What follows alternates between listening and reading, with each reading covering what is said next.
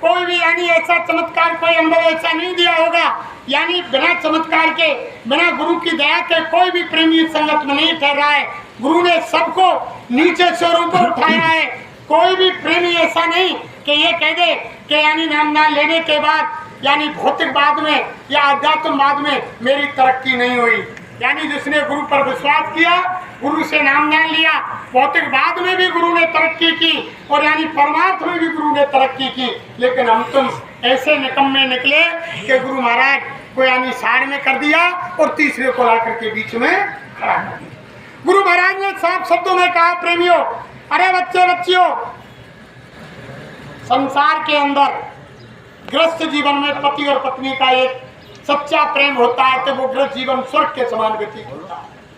जब सच्चा प्यार यानी औरत मर्द में होता है तो उस गृहस्थ जीवन में कोई चेचे चप्पड़ लड़ाई झगड़ा नहीं होता और वो स्वर्ग के समान व्यतीत होता है प्रेमियों। और अगर अचानक कोई बीच में यानी दोनों के प्रेम के बीच में कोई तीसरी पुरुष और तीसरी यानी औरत महिला आ जाए तो दोनों के संबंध विच्छेद हो जाते हैं और इतनी घृणा पैदा हो जाती है कि एक दूसरे की शक्ल देखना पसंद नहीं करते हैं। तो गुरु महाराज ने कहा यानी संसार में यानी पति पत्नी का प्यार से लाखों गुना बड़ा प्यार गुरु और शिष्य का होता है।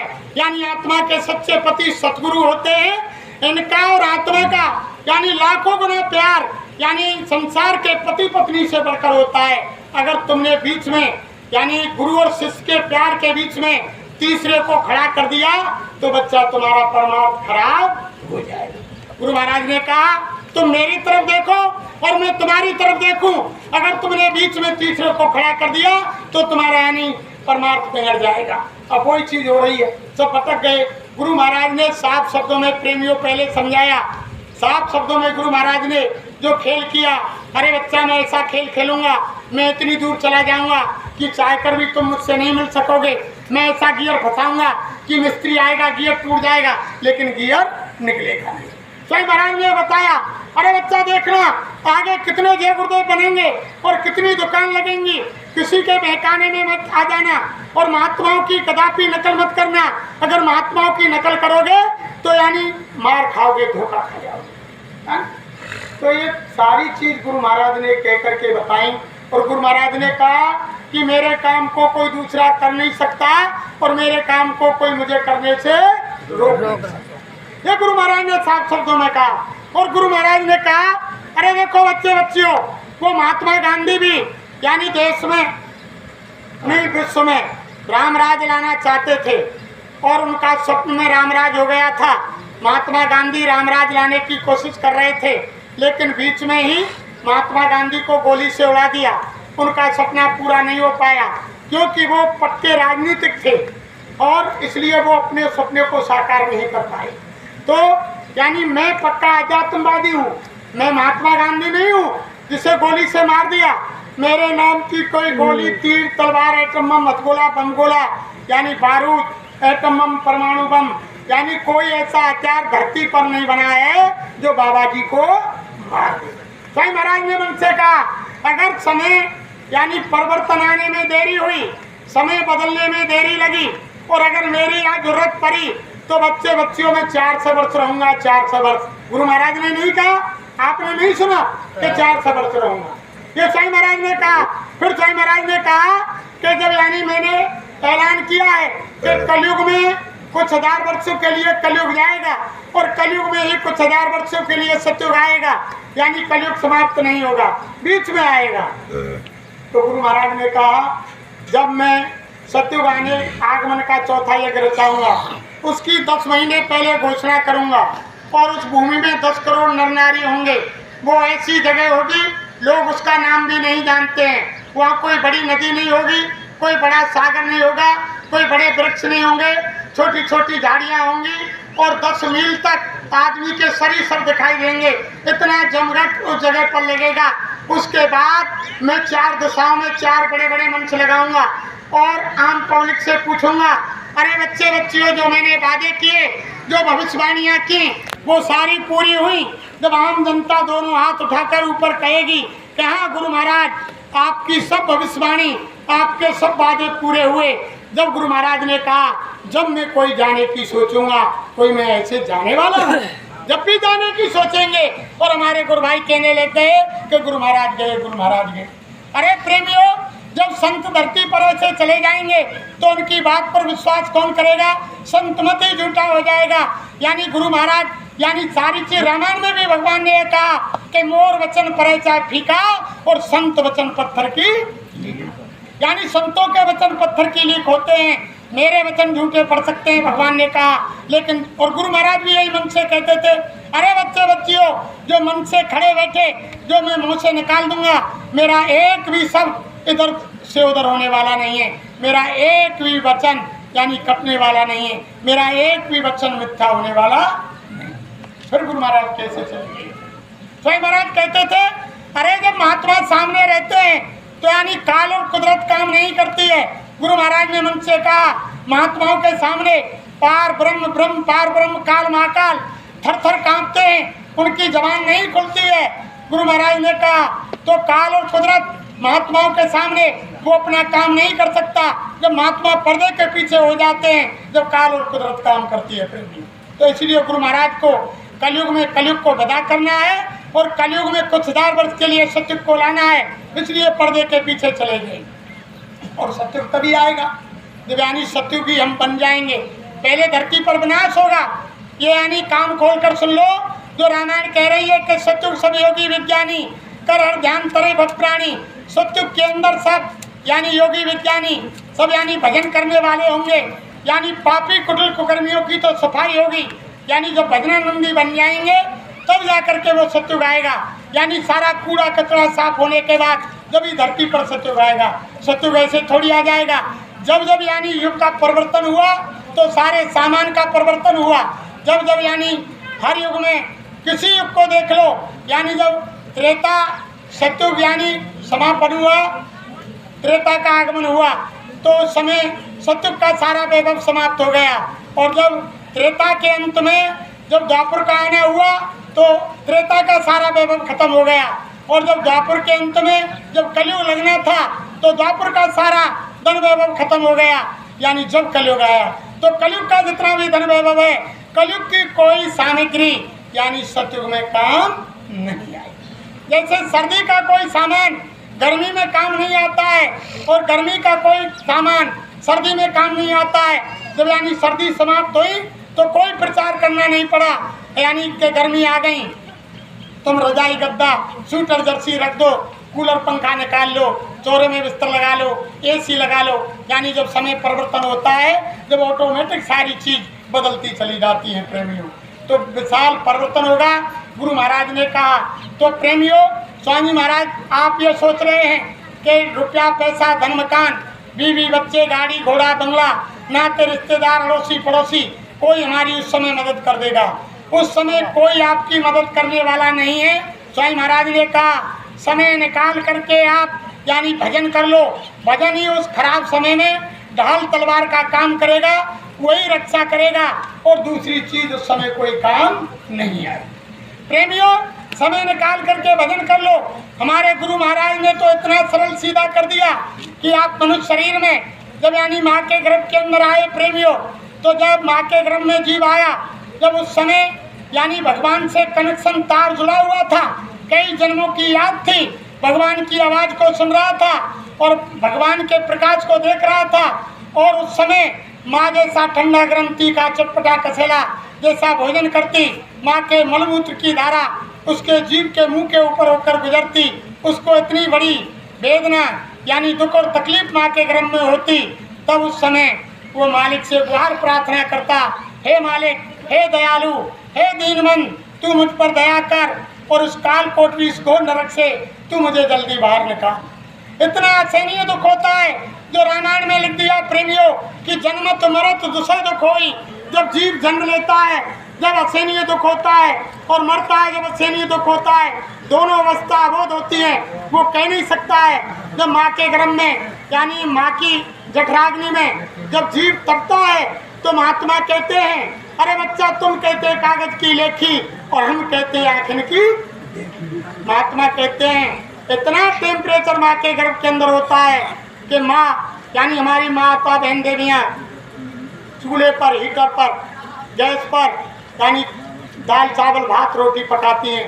इतना टेम्परेचर माँ के गर्भ के अंदर यानी जीव रहता है और वो चलता रहता है और कई परतों में झिल्लियों में बंद रहता है और वो मालिक से गुहार लगाता है कि दीन दयाल व्रत संभारी हरऊ नाथ मम संकट भारी। हे दीनों के दयाल, हे मालिक, हे दीनवंत, तू मुझ पर दया कर और अब की बार तू मुझे इस काल कोठरी, इस घोर नरक से जल्दी बाहर निकाल। फिर क्या कहा कि अब प्रभु कृपा करो यही भांति और सब तज भजन करूं दिन रात। यानी माँ के गर्भ में वादा किया प्रेमियों, हिंदू हो, मुसलमान हो, सिख हो, ईसाई हो, यानी क्षत्रिय हो, ब्राह्मण हो, वैश्य हो, शूद्र हो, कोई धर्म हो, कोई कौम कौमियत हो, कोई मजहब हो, सबने वादा किया कि हे अल्लाह, हे खुदा, हे गॉड, हे ईश्वर, हे भगवान, मैं जमीन पर जाते ही तेरा ही भजन करूंगा, तेरी इबादत करूंगा, तेरी प्रार्थना करूंगा, हे वाहिगुरु तेरा ध्यान धरूंगा। यानी सबने वादा किया जिसने माँ के गर्भ से जन्म लिया, कोई भी हो, हिंदू हो, मुसलमान, सिख हो, ईसाई हो, कि तू मुझे इस काल कोठरी से बाहर निकाल। लेकिन बाहर जाते ही क्या हुआ प्रेमियों, जब माँ के गर्भ से बच्चा बाहर आया और यानी 24 घंटे भजन का वादा किया, लेकिन जमीन पर आते ही माया की छाया ने दबोच लिया। माया नहीं प्रेमियों, माया की परछाई है संसार में, माया का प्रतिबिंब है, उसने घेर लिया। जैसे पड़े भूमि जब डाबर पानी और झिमझी वही माया लिपटानी। यानी जैसे बरसात का पानी ऊपर से साफ और स्वच्छ आता है, लेकिन जमीन पर गिर करके धूमिल मिट्टी में गंदा हो जाता है, ऐसे ही माँ के गर्भ से जीव पाक साफ आया और बाहर आकर के यानी माया ने उसको घेर लिया और भगवान के भजन के वादे को भूल गया। तब गुरु महाराज ने आकर कहा कि हम आए हुए देश से और जहाँ तुम्हारा धाम और तुमको घर पहुँचा बनो ये हमारा। गुरु महाराज ने कहा, अरे बच्चे बच्चियों, जो तुमने माँ के गर्भ के अंदर वादा किया था, उस वादे को याद दिलाने के लिए धरती पर महात्मा आते हैं और वो कहते हैं कि आपने 24 घंटे भजन के वादा किया, तुम 24 घंटा भजन नहीं कर सकते, मैं जानता हूँ। गुरु महाराज ने कहा, अरे बच्चे बच्चियों, 22 घंटे संसार के काम करो, दुकान दफ्तर खेती के काम करो, बाल बच्चों की सेवा करो, लेकिन 1 घंटा सुबह 1 घंटा शाम सच्ची आत्मा से सच्चे भगवान का भजन कर लो, उसी में आपका ये मनुष्य शरीर पाना सार्थक हो जाएगा। अरे धर्म प्रेमियों, महात्मा कितने दयालु होते हैं। आप हमने 24 घंटे का वादा किया, गुरु महाराज ने 2 घंटे का कहा, 2 घंटे में 1 घंटा रख दिया कि चलो 1 घंटा ही तुम समय निकाल करके भगवान का भजन कर लो, उसी में तुम्हारी आत्मा का कल्याण हो जाएगा और यानी लोक परलोक बन जाएगा और मनुष्य शरीर पाना सार्थक हो जाएगा।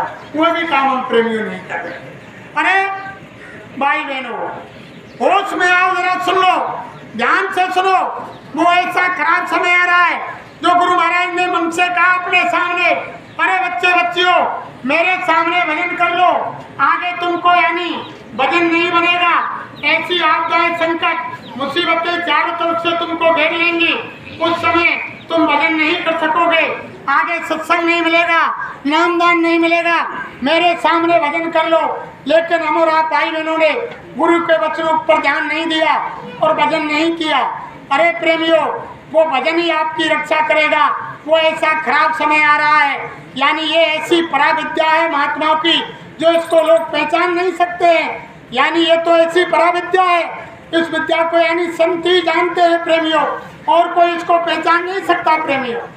तो ये भजन कर लो प्रेमियों, ये भजन नहीं करोगे तो आने वाले खराब समय में मुसीबत से बचना है, बीमारियों से बचना है। चाहे महाराज ने मन से कहा, अरे बच्चा जब तुम भजन करोगे तो घर में सुख शांति आएगी, अरे बच्चा तुम भजन करोगे तो घर में यानी बरकत आएगी, अरे बच्चा जब तुम भजन करोगे तो घर में यानी कोई लड़ाई झगड़ा नहीं होगा, अरे बच्चा जब तुम भजन करोगे तो यानी तुम्हारी खेती में फसल ज़्यादा पैदा होगी, अरे बच्चा जब तुम भजन करोगे तो तुम्हारी दुकान में मुनाफा ज़्यादा होगी, अरे बच्चा भजन करोगे तो यानी सारी चीज़ तुम्हारे लिए उपलब्ध होगी।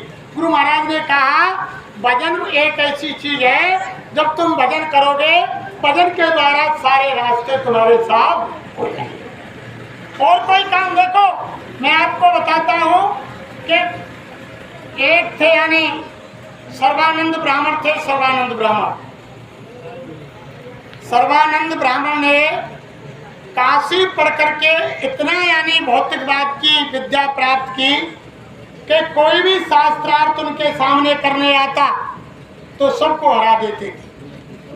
पूरे भारत के विद्वान पंडितों को सर्वानंद ने यानी शास्त्रार्थ में हरा दिया। प्रेमियों, जब वे लौट करके घर आए अपनी माँ शारदा देवी के पास, तो लौट करके आए तो माँ के चरण स्पर्श किए और माँ से कहा कि माता मुझे आशीर्वाद दो, तुम्हारे बेटे ने सारे भारत के विद्वान पंडितों को शास्त्रार्थ में हरा दिया, अब तुम मुझको मेरा नाम सर्वजीत रख दो और मुझको आशीर्वाद दो। तब माँ ने कहा अरे बेटा, मैं तुमको ऐसे आशीर्वाद देने वाली नहीं हूँ, मैं तुमको सर्वजीत कहने वाली नहीं हूँ। तुम चाहे तुमने पूरे भारत के विद्वान पंडितों को हरा दिया होगा, लेकिन अगर तुमने एक महात्मा को हरा दिया तो मैं मान लूंगी तुम सर्वजीत हो। तब शारदा माँ से कहा सर्वानंद ने कि माँ बताओ, मैं भोजन तभी करूंगा जब उस महात्मा को हरा करके शास्त्रार्थ में। तो माँ ने कहा, माँ कबीर साहब की शिष्या थी प्रेमियों, साहिब कबीर की बंदी थी माँ। माँ ने कहा बेटा काशी में आप चले जाओ, एक साहिब कबीर नाम से एक महात्मा रहते हैं, उनके पास जाओ, अगर उनको तुमने शास्त्रार्थ में हरा दिया तो मान लूंगी तुम सर्वजीत हो, मैं तुम्हारा नाम सर्वजीत रख दूंगी। तो सर्वानंद ने कहा माँ मैं भोजन तभी करूंगा, जितने भी धर्मशास्त्र थे प्रमाण देने के लिए बैल पर लाद कर चलते थे सर्वानंद, बैल को लाद लिया और सारे शास्त्र पोथी पुराण लेकर के और काशी में पहुंच गए। प्रेमियों, कबीर साहब साधना में बैठे हुए थे, वो आवाज लगाई साहब कबीर की कुटिया पर जाकर, अरे क्या कबीर हैं, इतने में कमाली निकल कर आई। अरे कहा कि ब्राह्मण देव आप कहाँ जाना चाहते हो? अरे कि बेटी हम कबीर से मिलने आए हैं। तब कमाली ने कहा अरे कबीर से मिलने की राय में सकरी गैल और पैर न टिके पपील का और पंडित लाद चले हो तुम बैल। अरे पंडित जी महाराज, कबीर से मिलने के लिए तो रास्ते में बहुत संकरी यानी सकरी गैल है, जहाँ चेंटी का भी पैर नहीं टिकता है, और तुम बैल को लाद कर कबीर से मिलने के लिए चले आए। नहीं समझ पाए सर्वानंद। तब इतने में कबीर साहब अंदर से आए। अरे कि ब्राह्मण देव बताओ कैसे आना हुआ? कि आप साहिब कबीर आप ही हैं? हाँ ब्राह्मण देव मुझे ही साहिब कबीर है। अरे कि महाराज मैं आपसे शास्त्रार्थ के लिए आया हूँ, और देखो बैल पर लाद करके सारे प्रमाण देने के लिए मैं सारे वेद शास्त्र सारे यानी धर्मशास्त्र लेकर आया हूँ।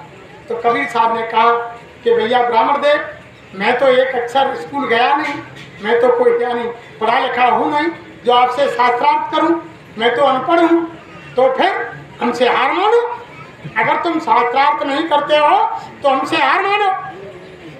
तो कबीर ने कहा कि भैया हमने तो तुमसे हार मान ली। तो सर्वानंद ने कहा नहीं नहीं हम ऐसे नहीं मानेंगे, कि तो हमको लिख कर दो, हमारी माँ पूछेगी ऐसे नहीं मानेगी। तो भैया मैं तो पढ़ा हूँ नहीं, कोई निकाल लो भाई तुम्हारी कापी और लिख लो। तो सर्वानंद ने कापी निकाली, पेन निकाला और उसमें लिखा कि सर्वानंद से शास्त्रार्थ में कबीर साहब हार गए।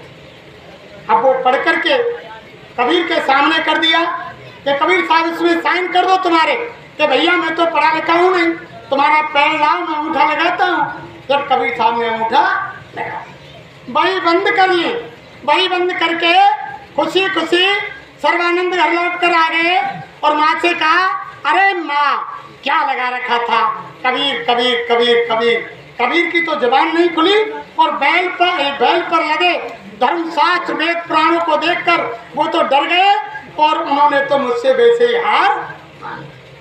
तब माँ ने कहा सरस्वती ने कि बेटा शारदा देवी, सरस्वती शारदा देवी ने कहा कि नहीं बेटा मैं ऐसे नहीं मानूंगी कि कबीर हार गए, कोई लिखा बताओ। तब सर्वानंद ने कॉपी खोली और कॉपी खोल करके उसी पेज को निकाला तो उसमें उल्टा लग गया प्रेमियों कि सर्वानंद शास्त्रार्थ में कबीर साहब से हार गए। उल्टा लिख गया। जब उल्टा लिखा तो सर्वानंद ने माथा ठोका कि मैंने क्या लिखा, इसमें क्या लिख गया। वही बंद की और बैल को वहीं छोड़ा और दौड़कर कबीर के पास गए।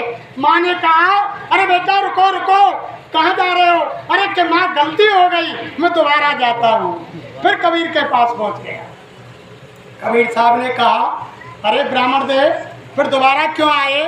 अरे कि साहब कबीर मुझसे गलती हो गई लिखने में। अरे अब लिख लो। दोबारा फिर लिखा कि सर्वानंद से कबीर साहब शास्त्रार्थ में आए। 2-3 बार पढ़ा कि अब ठीक है, अब अपना अंगूठा लगा दो कबीर साहब। फिर अंगूठा लगाया, फिर घर गए। घर जाकर के फिर वही माँ के सामने खोली। फिर सर्वानंद ने पढ़ा, फिर उल्टा हो गया कि कबीर साहब से और सर्वानंद शास्त्रार्थ में आए। फिर माथा ठोका, अरे मैं लिखता हूँ कुछ और होता है कुछ। फिर दौड़कर फिर भगे और फिर माँ ने कहा, अरे बेटा कहाँ जा रहे हो? कि माँ रुको रुको, फिर मुझसे गलती हो गई, गलत लिख गया। फिर मैं साहिब कबीर के पास जाता। फिर तीसरी बार दौड़ कर गए। फिर कबीर ने कहा, अरे ब्राह्मण देव कैसे आना हुआ? अरे के साहिब कबीर मुझसे लिखने में गलती हो गई। अरे फिर लिख लो।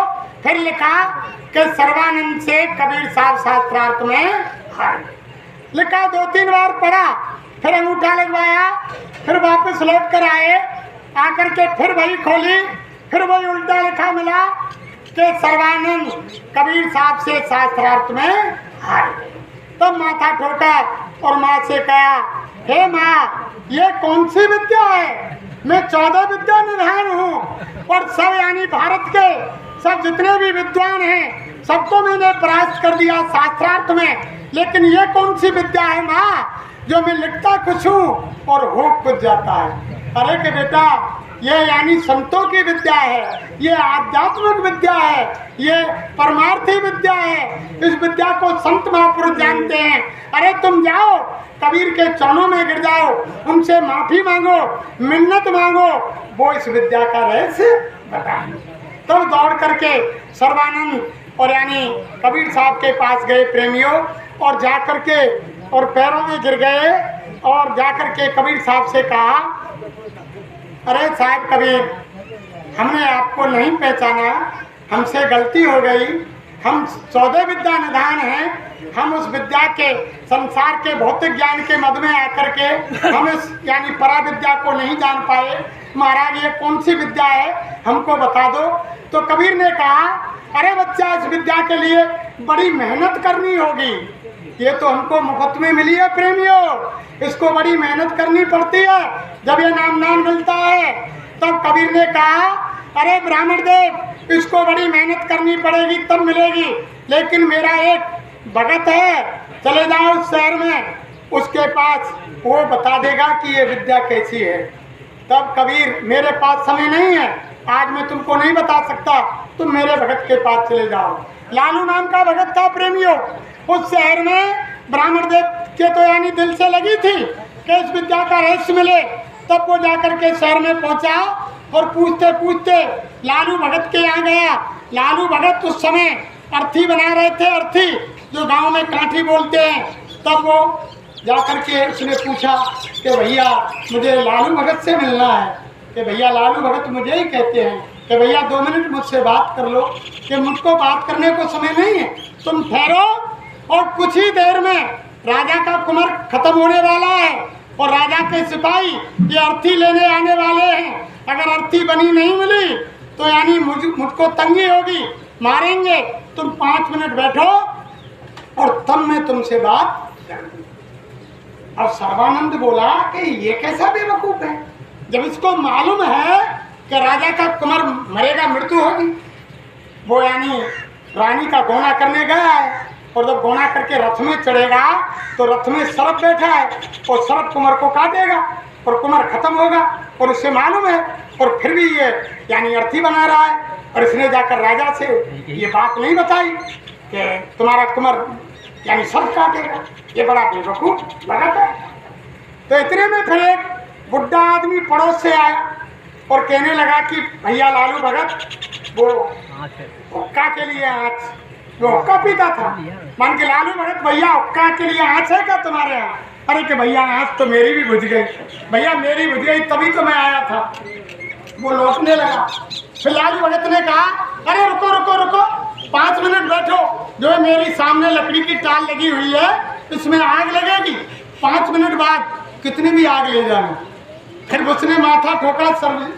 सर्वानंद ने, ये बड़ा बेवकूफ है, उधर राजा के कुंवर की मालूम है कि सर्प काटेगा, और इसे ये मालूम है कि मेरी लकड़ी की टाल में आग लगेगी, और फिर भी कह रहा है कि 5 मिनट बैठ जा और आग लगेगी, टाल में हाथ लगी हो किसी को पानी को इंतजाम कर रहा हूँ, दूसरी जगह ले आगे। यानी सच होगा पंडित ने। अब देखा कि 5 मिनट होते हैं, लकड़ी की टाल में आग लग गई। अब लकड़ी की टाल में आग लगी तो मान के यार ये काम तो सच हो गया।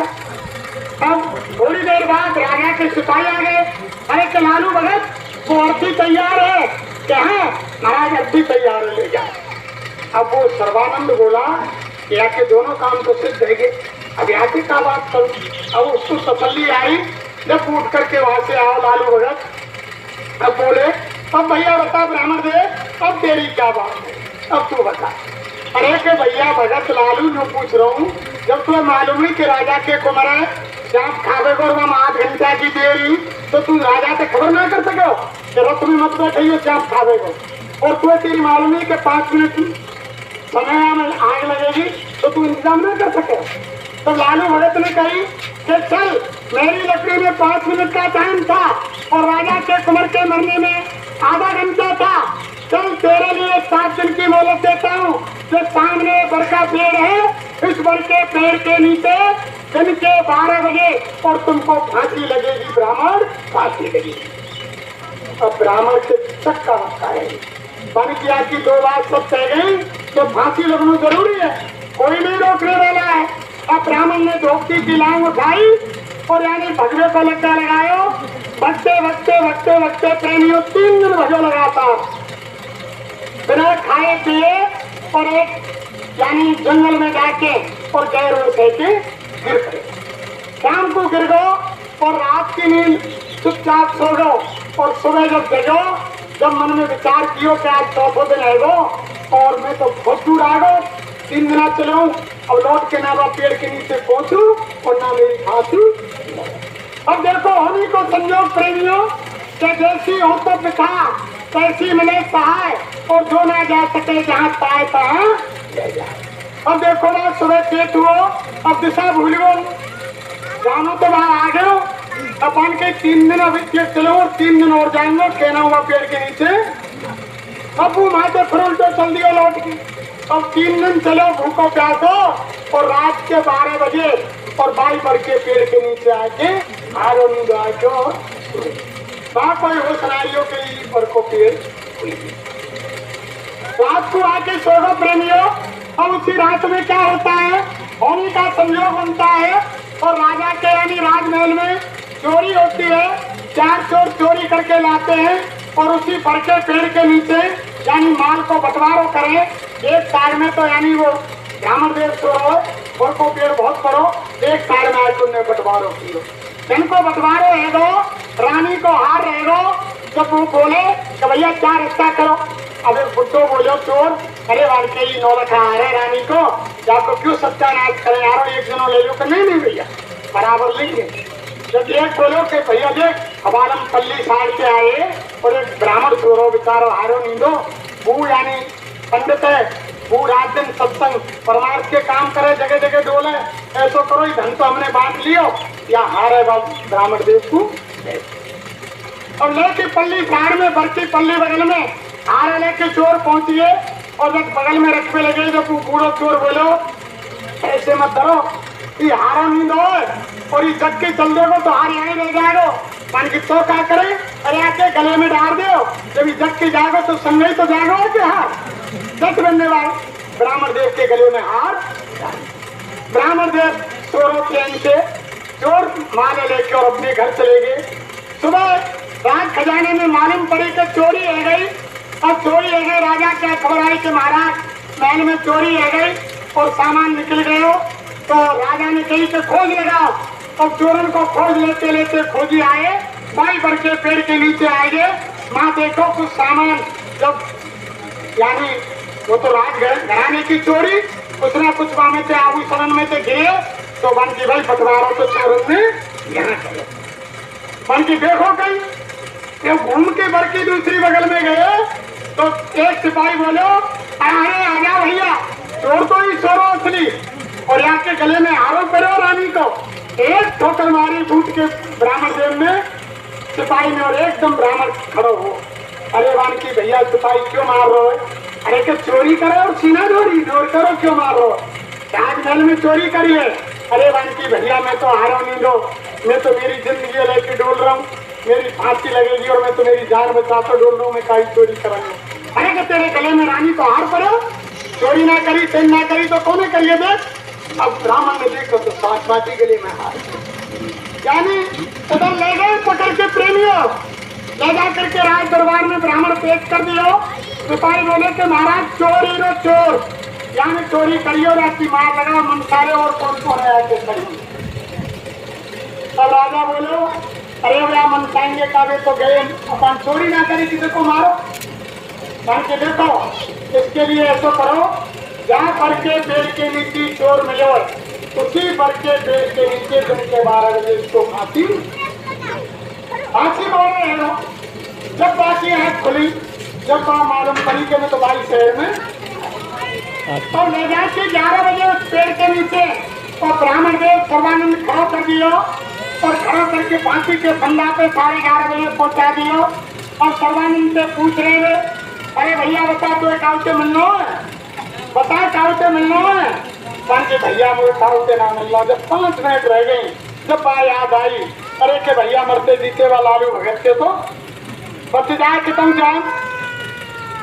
पर की भाई सिपाहियों जो तुम्हारे शहर को लालू भगत है बातें एक बार मिलवा दो, बाकी दर्शन करा दो। सिपाही दौड़े दौड़े गए, लालू भगत को लाए। लालू भगत के देखते ही फांसी के फंदा पे गई और सिर झुका दिया ब्राह्मण देव ने और कहने लगो अरे भैया भगत आज मैं बेकसूर हूँ और मेरी जान बचा देती हूँ, भाई से तो मेरी रक्षा कर। लालू भगत ने कही देख ब्राह्मण देव मैं जानता हूँ तू बेकसूर है, लेकिन तुम्हारे थोड़ी देर के लिए खेले कर्म को जो तुम्हारे सामने आए हो, लेकिन मैं मेरे अगर तुम्हारी उसमें बाकी है तो मेरी इसमें कोई वो औकात नहीं।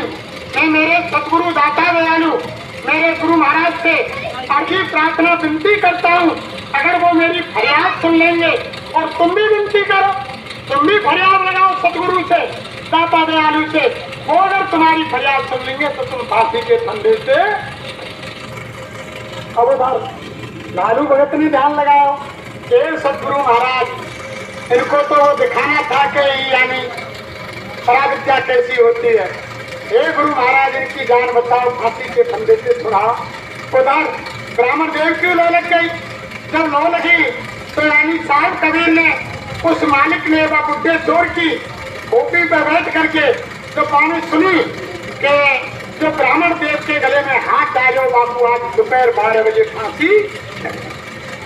और बुढ़े चोर ने कही कि बाबू बेचारा ने चोरी ना करी, वह तो केवल के गले में वह हाथ डरे थे ही वो निर्दोष ब्राह्मण को यानी चोरी की सजा में बापू फांसी लग रही है, तो हमने तो सचमुच चोरी करी है।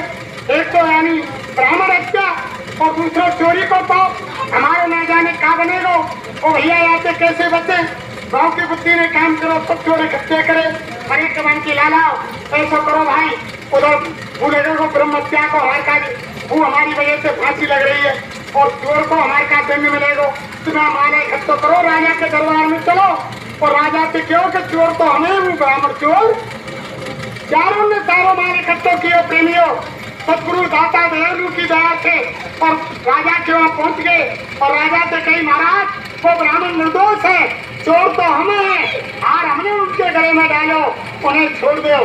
जब जाके राजा ने यानी वो मान लियो, चोरों बरी कर दिए और उधर ब्राह्मण देव फांसी के जब उसकी समझ में यानी लालू भगत के पैरों में गिर गो तो मान के ये पराविद्या होती है, ये संतों की विद्या होती है प्रेमियों। संतों के पास यानी संतों की वाणी पर अगर आप विश्वास करेंगे, उनका अगर आप ध्यान धरेंगे और उनके यानी एक कभी तो गुरु महाराज ने कहा, अरे बच्चे बच्चों एक गुरुदेव नाम इस कलयुग का जगाया हुआ नाम। कभी तो साईं महाराज ने यानी मन से कहा, अरे जब तुम किसी संकट मुसीबत में पड़ जाओ, यानी तुम्हें कोई पार जंगल में बदमाश गुंडे लुटेरे घेर लें, कोई खूंखार जानवर घेर ले, किसी कुआ बावड़ी तालाब में डूबने लगे, कोई तुमके का सारा तुम्हारे पास नहीं हो, तुम जिस भगवान जिस देवी देवता पैरों महिला ईसा मूसा राम हनुमान चंडी दुर्गा को मानते हो, उसको तुम सुन लेना। जब तुम्हारी कोई पुकार को नहीं सुने तो उस समय तुम अंतर में 10 बार जय गुरुदेव नाम भगवान का बोलना। वहाँ तुम्हारी रक्षा करने के लिए कोई आ जाए और तुम्हारी जान बच जाए तो तुम उसके बाद विश्वास करके मेरे पास आ जाए। जब तुम नाम पर विश्वास करेगा। ये प्रेमियों, अरे जमाना कितना जोर लगा ले, कितना जोर लगाएगा, और जय गुरुदेव नाम का झंडा घर घर में। गुरु महाराज ने कहा, अरे प्रेमियों, ऐसा समय आ रहा है आगे, तुम इतने त्रसित हो जाओगे, इतने आतंकित हो जाओगे, चारों तरफ से तुम्हें संकट मुसीबत और आपदाएं घेर लेंगी। जब तुम्हें महात्माओं की बात याद आएगी और तुम्हें महात्माओं की बात मजबूरन होकर माननी पड़ेगी और तुम्हें यानी जय गुरुदेव बोलना पड़ेगा और मजबूरन होकर के झंडे के नीचे लिख लो, नोट कर लो प्रेमियों। ये गुरु महाराज के वचन है, हम नहीं कह रहे हैं। एक समय ऐसा आ रहा है, अभी आपने महंगाई नहीं देखी, जो 1 रुपए की चीज 100 रुपए में नहीं मिलेगी। गुरु महाराज ने कहा, इतनी महंगाई आ रही है, इतनी भुखमरी आ रही है, इतने भूकंप आ रहे हैं। बड़े प्रेमियों, रात को सोओगे जब तक और जगोगे जब। अरे सारे समय के बारे में धर्म प्रेमियों, भगवान राम ने बहुत समय पहले बता दिया। जब त्रेता का अंत था, सब अयोध्या नगर वासियों को इकट्ठे करके जो भगवान राम ने कहा, सबसे बीच में यानी द्वापर था 8,64,000 वर्ष का, और कलयुग की सारी रचना उसी समय बता दी। त्रेता के अंदर जब दामन में आवे ना वे सारंगी वाले गाय करे, रामचंद्र कह रहे कि आपको ऐसा कलयुग आएगा और हंस चुकेगा दाना तुमका कौआ मोती। धर्म भी होगा, कर्म भी होगा, परंतु शर्म नहीं होगी। बात बात पर बेटा मात पिता को हाथ दिखाएगा और रामचंद्र कह रहे कि आपको ऐसा कलयुग। यानी भगवान राम ने 8,64,000 वर्ष पहले बीच में द्वापर था और त्रेता में ही बता रहे थे पूरी अयोध्या यानी इकट्ठी करके कि ऐसा समय आएगा कलयुग में। तब अयोध्या के लोग कह रहे थे, अरे कि भगवान को क्या हो गया, ये क्या कह रहे हैं। यानी इस समय तो स्वर्ग के समान जीवन व्यतीत हो रहा है। कैसा समय था उस समय, बहुत किताबा राम राज का हो नहीं जाता। उस समय राम के राज में यानी शारीरिक बीमारी, देवताओं का प्रकोप यानी मौसम की बीमारी, कोई तरह की तकलीफ उस समय नहीं, सब सुखी थे। दैविक दैविक भौतिक तापा राम राज काऊ नहीं जाता, मांगे भारत के जल रामचंद्र के राज। यानी अगर जैसा बरसात की जरूरत पड़ रही है, फसल सूख रही है। अब अगर राम के जमाने में ऐसे फसल सूखती तो 5 आदमी एक जगह बैठे कह दे, हे भगवान बरसात होनी चाहिए, 8 घंटा तो जब लगो बरसात आ जाए। ऐसा समय था। उस समय में भगवान ने कहा कि कलयुग में ऐसा समय आएगा कि यानी रामचंद्र कह रहे किया कि ऐसा कलयुग आएगा, हंस चुगेगा दाना तुमका कौआ मोती खाएगा। धर्म भी होगा, कर्म भी होगा, परंतु शर्म नहीं होगी और बात बात पर बेटा माता पिता को हाथ दिखाएगा। यानी ऐसा समय आ जाएगा। यानी हम होंगे जो तो बेचारे तिनका खाएंगे और जो खोआ होंगे फिर मोती चुगेंगे, उनका समय हो जाएगा। यानी बड़े बड़े जो पत्थर में तो नीचे आ जाएंगे और छोटे छोटे पत्थर के ऊपर। ये सारे समय के बारे में पूरा बताया। और यानी अगर बाप बेटा से कुछ कहेगा कि लाला ये काम हमने ऐसे करो, ऐसे तो फटकार भी दे, करो कुछ बात क्या करो तो नहीं करो, या करो हमको ना करो, अब तो हमारे साथ तो हो, हम करेंगे जो फटकार देंगे वो समय। फिर दोबारा क्या कहा, सुनो सिया कलयुग में काले धन और काले मन होंगे, जोर सच्चे नगर से तो हरी भक्त निर्धन होंगे। भगवान राम ने क्या कहा, सुनो सिया कलयुग में काले धन और काले मन। काले धन देखो आज कैसा हो गया, के धर्म जा, कर्म जा, इज्जत जा, ईमान जा, भाईचारा जा, समाज जा, घर जा, दोस्त जा, रिश्तेदार जा, लेकिन रुपया चाहिए कैसे हुआ। आज की हालत ये हो गई, इज्जतों चली जा पर पैसा आना चाहिए कैसे हुआ। बहुत हुआ तो काले मन काले धन कैसे। ये रात में हम रामायण पढ़ रहे हैं, रात में रामायण सुन रहे, खराब भी सुन रहे, गीता सुन रहे, भागवत सुन रहे, जगह जगह सत्संग है, लेकिन रामायण तो ये कह रही है कि भाई की खातिर भाई जंगल चला गया। वनवास तो राम को हुआ था, लेकिन भाई की सेवा के लिए 14 वर्ष के लिए उनका छोटा भाई लक्ष्मण नारी और नींद को त्याग करके राम की सेवा के लिए जंगल चले गए।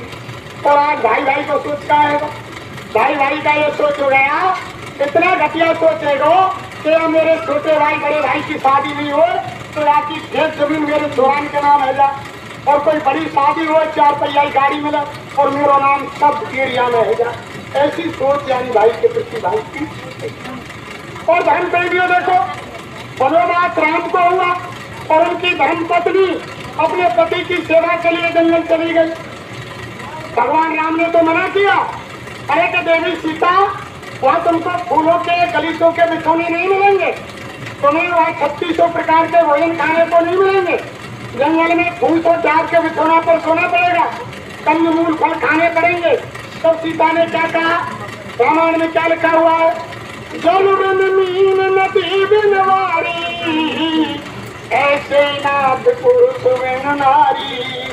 सीता ने क्या कहा, हे प्राण, जैसे जल के बिना नदी बेकार है, जल के बिना मछली बेकार है, जल के बिना बारी बेकार है, ऐसे यानी संसार के स्वामी पति के बिना औरत।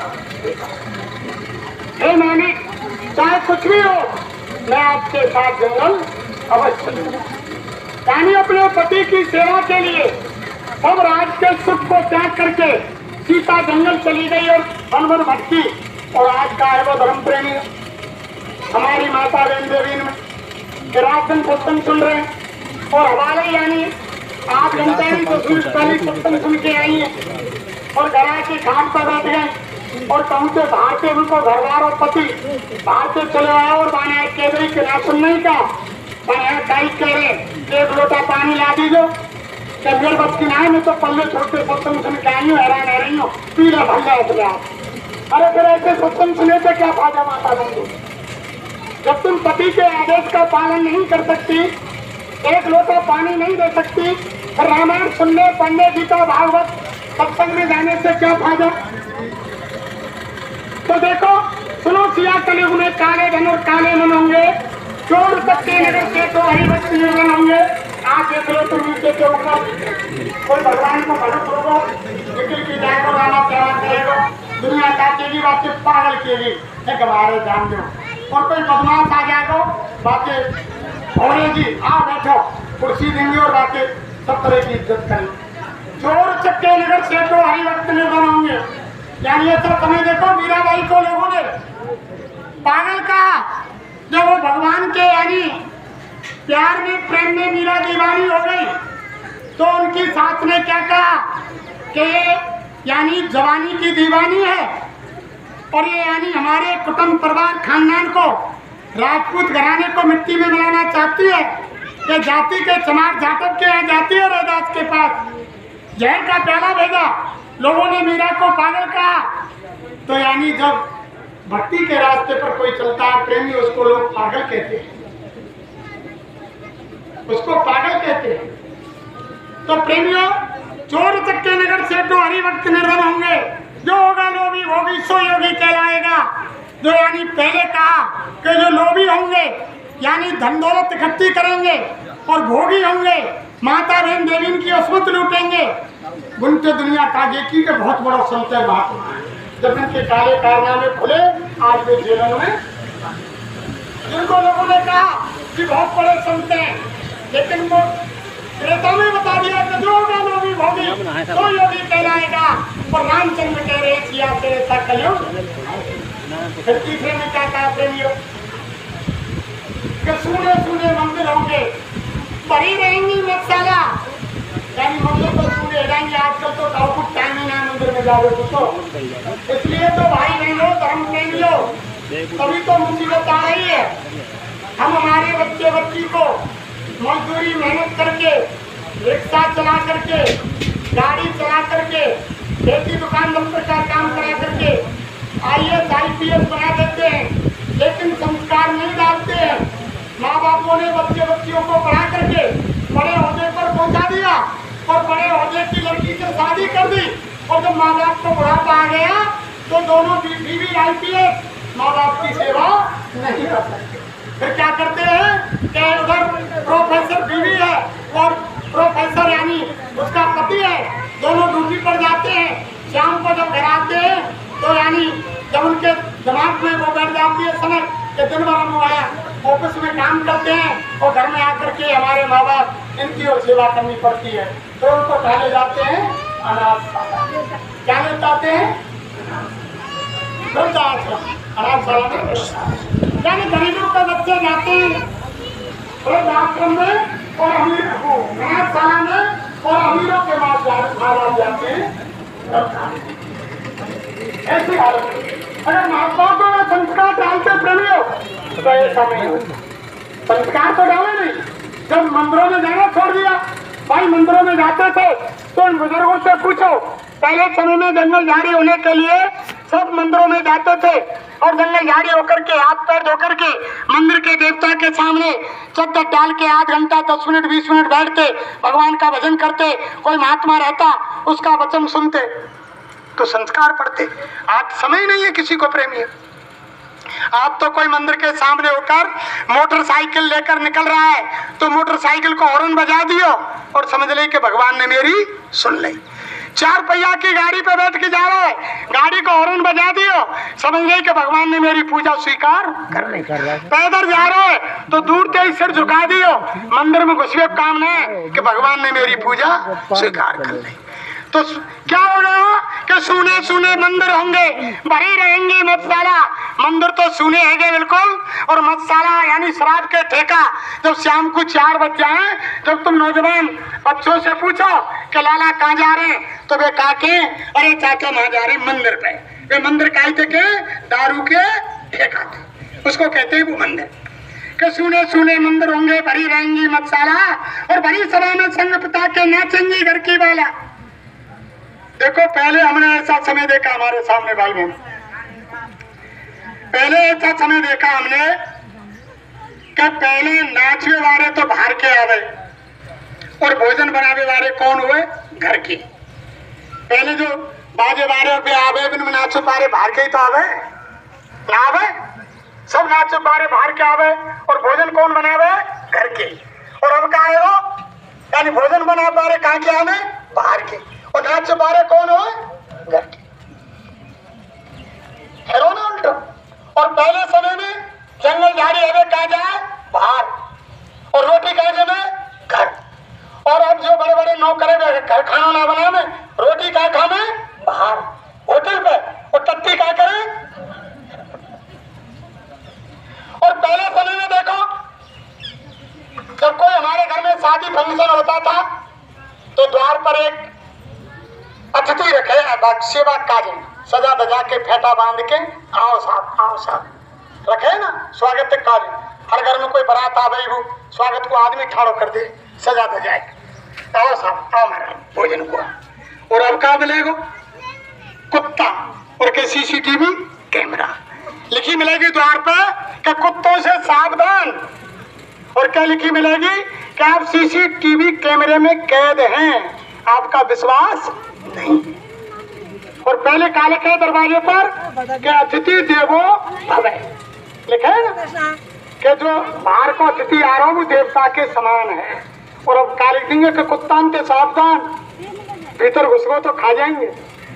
और तुम CCTV कैमरे में कैद हो, विश्वास नहीं है काऊ को।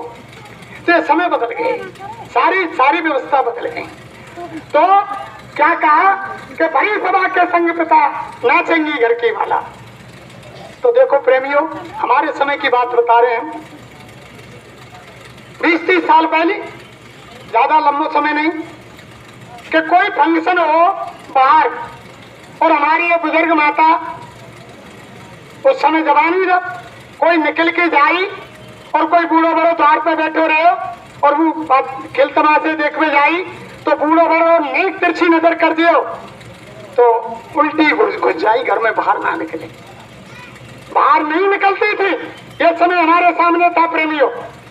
बुजुर्ग के डर के कारण महिलाएं अंदर से बाहर नहीं जाती थी। लेकिन आज क्या हो गया कि घर में जन्मदिन मन रहा है, मारो झगड़ो है या कथा रामायण है रही है और डीजे बज रहा है, बम का है रो, बाप नाच रो, बेटी नाच रही है, बुआ नाच रही है, भांजी नाच रही है, भतीजी नाच रही है, पूरा परिवार नाच रो है, आश्रम खत्म। सुने सुने मंदिर होंगे, भरी रहेंगी मसाला, बड़ी सभा में संग पिता के नाचेंगी घर की वाला, और पिता के संगी छोरी नाच रही। बताओ कहाँ की नीति है ये? हिंदू यानी ये हमारा उसका मानव धर्म का कोई खेल है? पिता का ऐसा कन्यादान पिता खुद बेटी का धन खाएगा तो रामचंद्र के ऐसा करियो। अब भरोसे करेंगी तो बेटी के यहाँ से बात अरे रामायण को करते हैं जिस समय भगवान राम और लक्ष्मण को विश्वामित्र करने ले गए, बेटी सच्ची बनी और जो धनुष लेकर राजा जनक ने रचा, कहीं ध्यान से सुनो, जो राजा जनक ने धनुष लेकर रचा, जब धनुष लेकर रचा तो राम लक्ष्मण जब वहां पहुंचे तो धनुष को तोड़ दिया। तो राजा जनक के दूत और राजा दशरथ को निमंत्रण लेकर के गए कि महाराज आपके पुत्र राम ने धनुष भंजन कर दिया है, आप जाओ पुत्रों की ड्रेस बरात लेकर के जनकपुरी को जरूर लेकर के मौके में राजा दशरथ के जाने गए। अब ये कौन है ये काबू किसान ने बने वो तो बरात लेकर जनकपुरी चलो तो राजा दशरथ ये कैसे कोई का बढ़ रहा है जब तक ये बड़ी संदेश लेकर के संदेश स्वागत की गाँव में जो बाहर बैठे आए प्रेमियों और चले तो जब राजा उसने कही कि लो भाई जनक के दूतों तुम्हें ले जाओ सेवा हमारी तरफ से नौछावर में। तो जनक के दूतों ने कानन में वरिया मनकी महाराज ये तुम क्या कर रहे? जैसे राजा जनक की लड़की ऐसी हमारी पुत्री, हम उल्टो माथे दान देंगे तारकाजी के यहाँ ले जाएंगे। हम तुम तो लेने की कह रहे हैं दान की, हमें आज कानून से सुनवाओ। और आज का है वो आज तो सहने वाली बेटी के सारे धनिया वे तो सुनवाई ना चाह रहे कतई कि जब दूध केवल ये कह रहे हैं राजा की बात तो छोड़ो कि जैसे राजा जनक की लड़की है वैसे हमारी लड़की। अरे प्रेमियों क्या समय बदल गया। इसलिए बाबा जय गुरुदेव कह रहे हैं कि धरती पर भारी विनाश होने वाला है प्रेमियों। ऐसा परिवर्तन होगा जो लोगों के दिल दिमाग में नहीं है। रात को सोएंगे जब कुछ और सुबह जगेंगे जब कुछ। और देखो धर्म प्रेमियों माता बहन देवियों, मैं आपसे एक वीडियो करता हूँ चलते चलाते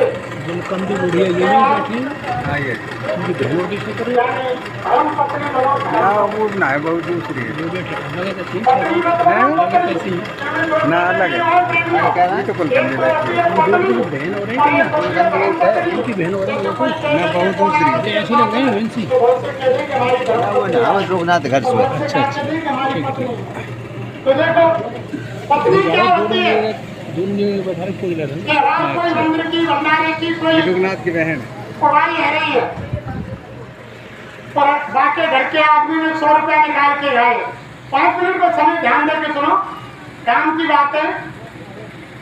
यानी 100 रुपया निकाल के लाया और उनकी पत्नी आ गई, वो देख रहे कि हमारे घर का आदमी 100 रुपया नहीं दे रहा, घर में तो निकाल मंदिर का हाथ पकड़ लिया है। 5 मिनट क्या कर रहे हैं कि वो मंदिर की उड़ाई है रही है वो दान दे बा छोरा को तो स्कूल खोल गए, कॉपी ना है, बाप पेन ना है, बाप पेंसिल ना है, बाप बनान ना है, चड्डी ना है, घर में चीनी ना है, 2.5 किलो चीनी आवेगी दिए 100 रुपये ला मौका। वो कौन होती है? पत्नी जो खुद पतन को जा रही है और अपने परिवार पतन को और दूसरी कौन होती है प्रेमियों? धर्म पत्नी। 100 रुपया निकाल के दे रही है, मंदिर की उगाई काजे, उनकी धर्म पत्नी आ गई, हाथ पकड़ लियो, क्या कर रहे हैं कि मंदिर वाले आए, उगाई को 100 रुपया दे रहा हूँ, कि तुमने अंदाज ना है वो बड़ो भंडारो गुरु पूर्णिमा को 100 रुपया में कहा जाएगा, क्या तो 5 से करो, नहीं 11 से करो। क्या तू बात तो सही कह रही था, 11 से लिया, 1100 रुपया धर्म के काम में लगा दी। वो कौन होती है? धर्म प्रेमियों, कोई चीज साथ नहीं जाती है, कर ले सो काम के दान ना दियो हाथम ते और काम ना चलनो बातम ते। धर्म जब लेखो मांगे पूछेगो अकेले में, अरे तेरे जन्म गवायो जन्म के अकेले में पूछेगो कि तुमने क्या करो दुनिया में गए, क्योंकि आप कोई किसी का कुछ नहीं है। धर्म प्रेमी सब छोड़कर जाना है, केवल मालिक का हाथ से दिया हुआ दान और यानी मालिक का किया हुआ भजन, यही साथ चलेगा, कोई चीज साथ जाने वाली नहीं है। देखो प्रेमियों, समय खराब आ रहा है, ऐसा परिवर्तन होगा। हमारे गुरु महाराज ने बताया कि रात को सोओगे जब कुछ और जगोगे जब कुछ, यानी सोते के सोते रह जाएंगे। इसलिए मैं आपसे विनती प्रार्थना, आपके चरणों में मस्तक रख करके आपसे विनती प्रार्थना कर रहा हूँ। हम आपसे कोई नोट वोट मांगने नहीं आए, ना तुम आपसे कोई पैसे मांगने आए, ना हम कोई MP MLA को जो चुनाव लड़ रहे हो जो आपसे वोट मांगने आए हो। हमारे गुरु महाराज ने तो आपके भले के लिए संदेश भेजा है। मैं आप सभी माता बहन और भाई बुजुर्गों के चरणों में सिर रख के ये विनती प्रार्थना करता हूँ कि आज से मालिक के दरबार में संकल्प लें। जैसे शरीर के लिए 3 समय भोजन देते हो, सुबह नाश्ता, दोपहर भोजन और शाम को भोजन, ऐसे ही आत्मा का भोजन भी हम और आपको देना चाहिए। आत्मा का भोजन दाल चूरमा, खीर, पूरी, बूंदी, लड्डू, सूखे गीले फल, मेवा, घी, दूध, अन्न इत्यादि ये आत्मा का भोजन नहीं है, ये शरीर का भोजन है। आत्मा का भोजन है परमात्मा का भजन, परमात्मा का ध्यान और परमात्मा का यानी चिंतन, ये यानी उसका भोजन है। और मनुष्य शरीर की कीमत किसके पीछे है? अभी जीवात्मा शरीर से निकाल दी जाए तो शरीर की कोई कीमत है? कोई कीमत नहीं। 5 मिनट में सब गणना करने लग जाएंगे। अब तो प्यार के सत्संग सुन रहे तुम और हमारा मेरा ही समय पूरा हो गया और जीवात्मा बाहर निकाल देगा, सब गांव चेकेंगे, कोई गाड़ी का है वही हत्या लग गई, जल्दी करो, और तुम कोई गाड़ी करो यार, खटोटी पहुंचा, खटोटी जल्दी पहुंचा, ये बीमारी लग गई। हमारा प्यार कर रहे 2 मिनट में घृणा करने लग जाएंगे। तो आत्मा के पीछे शरीर की कीमत है और शरीर के लिए हम सुबह से शाम तक ना जाने कितने कितने अच्छे बुरे काम करते हैं। तो महात्मा कहते हैं आत्मा का धन इकट्ठा कर लो, तो आत्मा का धन भाई बहनों भजन है। आज ही तुम संकल्प लो कि आज से हम भजन करेंगे, नागा नहीं करेंगे। जिन भाई बहनों ने नामदान ले रखा है वो नामदान के द्वारा करें, और जिन्होंने नामदान नहीं ले रखा है वो आज से जय गुरुदेव नाम का जाप करें। ये जय गुरुदेव नाम इस कलिप का जगाया हुआ जीता जाता है। अगर तुमने जय गुरुदेव नाम सच्ची आत्मा से शाम को सुबह 10 मिनट, 20 मिनट, 8 घंटा सच्ची आत्मा से अगर आपने लिया, तुम्हारे सिराने आकर के ये सफेद कपड़े वाला बाबा जी तुम्हारे सिराने आकर के खड़ा नहीं हो जाए तो बाबा जी को बाबा जी मत कहे। वो 10-20 दिन में आकर तुमसे बात करेगा, अरे कोई बच्ची होगी, अरे बच्ची तुम भजन करती हो, नामदान ले लो। कोई भाई होगा, अरे बच्चा तुम भजन करते हो, नामदान ले लो। ऐसे बाबा है। हम हमारे घर की घटना बताते हैं। 13 अप्रैल के दिन, ज्यादा लंबा समय नहीं हुआ, हमारा पूरा परिवार नामदानी है। हमारे 2 बच्चों की बहू वो वैसे दूसरे के संत के नामदानी है, लेकिन वो बहू नामदानी नहीं थी। बड़ी बहू भजन करती थी रोजाना, हर सत्र को सत्संग होता है, जगह जगह के प्रेमी आते हैं, जैसी सोबत बैठेंगे वैसा शराब है, बेहू सब यानी सत्संगी हैं। जब सत्संग में जब तो भजन करती थी जय गुरुदेव नाम की माला।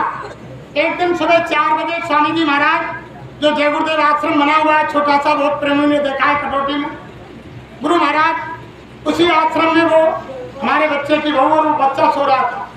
वो जैसे भजन करके खड़ी है थोड़ी लेट गई, लेटते नेक आंख बंद हुई और गुरु महाराज काफले के साथ आश्रम में आ गए। यानी 200-250 आदमी आश्रम में आ गए, आश्रम भर को पूरा, और आकर के कहा, अरे बच्ची तुम भजन करते हो? अब वो एकदम देखे, माने स्वामी जी देखे ना, माने तो फोटो में देखे, अब बन गई तो बाबा जय गुरुदेव आएंगे। बाबा जय गुरुदेव आगे बन गई। जब फिर स्वामी जी बोले अरे बच्ची भजन करती हो कहाँ हो? हाँ बाबा भजन करो। अरे वो नाम ले लो। जब 3 नाम दिए स्वामी महाराज ने, 3 नाम दिए तो बहू बोली अरे गुरु महाराज ये वो याद ना है, तुमने 8 बटे नाम दे रहे। फिर बोले कि अरे बच्ची बैठ, वो 5 नाम देता हूँ तुम्हें, 5 नाम। पहले 3 दिए, फिर बैठाल के 5 नाम दिए। अब वो सुबह सुबह जगी, जब अपनी सास हमारी घरवाली से बताई कि मम्मी स्वामी जी आए काफले के साथ और नाम दियो और ये नाम है उल्टे सूदे बा ध्यान, कोई नाम कहूँ को कहूँ ऊँधे सीधे बोलेगा। तो ये ऐसे बाबा हैं, जब मन से लगन लगेगी, सच्ची आत्मा से जब तुम जय गुरुदेव बोल के भजन करोगे तो 10-20 महीना यानी 10-20 दिन महीना भर के अंदर तुम्हारे सिराने आकर के बाबा जी तुमसे बात नहीं करे तो बाबा जी को बाबा जी करके तो देखो प्रेमियों, ये शिव का जीता जागता जगाया हुआ नाम है। जहाँ भी तुम सुमरोगे, आज शाम को ही जाकर के तुम यानी नाम चालू कर दो, घर में कितनी सुख शांति आती है। अरे माता बहन देवियों, जब तुम घर में झाड़ू लगाओ, खेती में काम करो, चारा लाओ, निराई करो, आटा गूंदो, सब्जी काटो, तो जय गुरुदेव बोलती जाओ और रोटी बनाओ, जय गुरुदेव बोलती जाओ। जब तुम भोजन बनाओगे, सब्जी बनाओगी और जय गुरुदेव बोलती जाओगी तो तुम्हारे भोजन में यानी वो मालिक के नाम से वो भोजन नहीं, वो मालिक का प्रसाद बन जाएगा और जो भाई बहन उस भोजन को करेगा उसकी बुद्धि ऑटोमेटिक। तभी तो कहा है कि जहाँ सुमतता संपत नाना और जहाँ कुमतता विपत। अरे भाई बहनों, जब सुमति से कोई भोजन बनाया जाएगा वो मालिक का प्रसाद बन जाएगा और सास बहू में झगड़ा हो गया और यानी बहू बेटा में झगड़ा हो गया और भोजन नहीं बनाया और लड़ाई है गई और छोरा कहीं बाहर पे आएगा, घर में सास बहू में झगड़ा होगा, बहू ने रोटी नहीं बनाई, छोरा ने आए कहीं के रोटी कहाँ और बहू ने चुप रही। माँ बोली कि आज रोटी बनाई ना, झगड़ा है वो बहुत ही जबरदस्ती करी कि तेरे भोजन कैसे ना बना रहे, चल रोटी बना। अब वो रसोईया में गई और सब्जी काटती जा रही है, रोटी चूने मारती जा रही है, रोटी करती जा रही है और गाली देती जा रही है कि वो चारे मुँह पे वही आग बनानी और निपुती हुई तमाम। तो भोजन नहीं, वो क्या बन गया जय। जो भाई बहन उस भोजन को खाएगा उसकी बुद्धि ऑटोमेटिक खराब हो जाएगी। इसलिए धर्म प्रेमियों, जो भी काम करो मालिक का नाम लेकर के करो, ऑटोमेटिक बुद्धि बदल जाएगी, घर परिवार ही सुधर जाएगा। प्रेमियों, आप एक बार बोल के तो देखो, ये ऐसा वैसा नाम नहीं, ये युग का कल्याणकारी नाम है। बोलने की आदत डाल लो, लेकिन समय ऐसा आ रहा है मजबूर होकर के तुमको बोलना पड़ेगा। इन्हीं शब्दों के साथ प्रेमियों, समय हो गया, हमारी वाणी को विराम देते हैं। अगर हमसे कहने सुनने में कोई अपशब्द निकल गया हो और किसी भाई बहन के हृदय में ठेस पहुंची हो तो हम तो आपके आनंद के बच्चा हैं, मुझे कैसे माफ करें। इन्हीं शब्दों के साथ हम वाणी को विराम देते हैं। जय गुरुदेव। मालिक के नाम को जोर से बोलो, जय गुरुदेव।